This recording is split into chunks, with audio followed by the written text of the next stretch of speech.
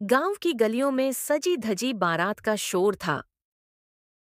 सबकी निगाहें उस सुंदर दुल्हन पर थीं जो पढ़ी लिखी, स्मार्ट और आत्मनिर्भर थी।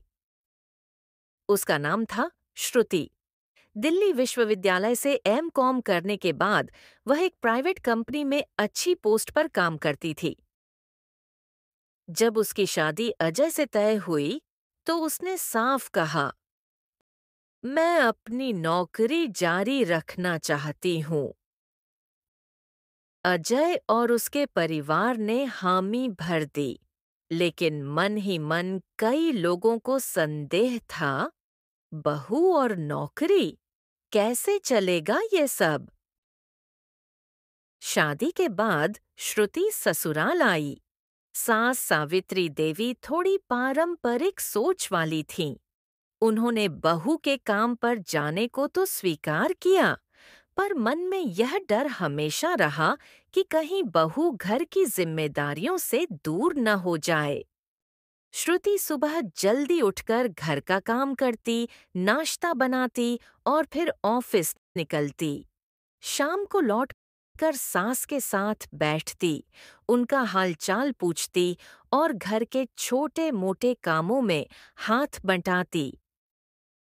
धीरे धीरे उसकी मेहनत और प्यार ने सास का दिल जीत लिया।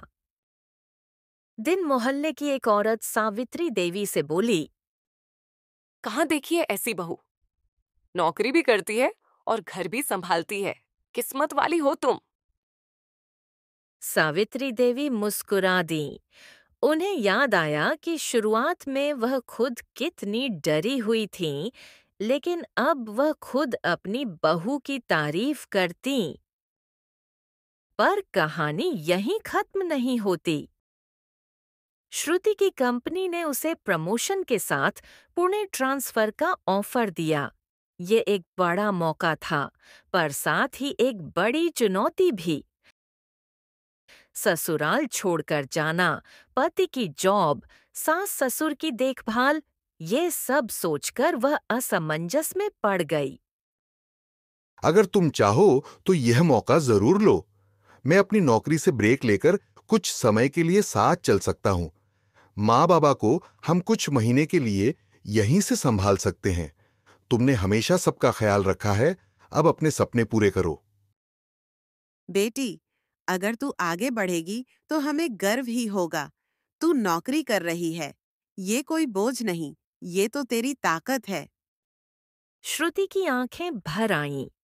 यह वो पल था जब उसने महसूस किया कि एक औरत अगर सच्चे मन से कोशिश करे, तो वह न सिर्फ अपने सपने पूरे कर सकती है, बल्कि दूसरों की सोच भी बदल सकती है।